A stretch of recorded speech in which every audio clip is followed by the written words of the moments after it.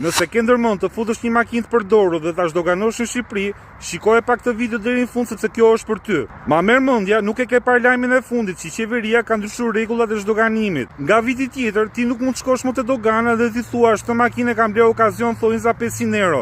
Kjo do të thotë që shteti ka vendosur çmime minimale.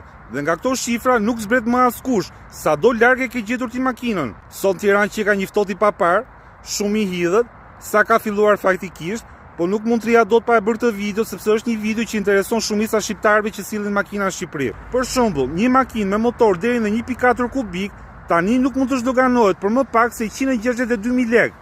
Nëse kalon nga 1.4 në 1.9, minimumi shkon deri 250.000 lekë. Besoj e kuptoni që nuk kam justifikime që ma fali çuni xhaja apo ja bleva gocës teze 500 euro se nuk e përdorta atë makinë. Nga sot dogana do marrin më shumë para nga xhepat e shqiptarëve. Ajo gjë që unë nuk po e kuptoj shumë mirë dhe dua mendimin tuaj është se a do shtrëntohen makina treg apo këtë shifrën e re do ta paguajë gjithmonë tregtari.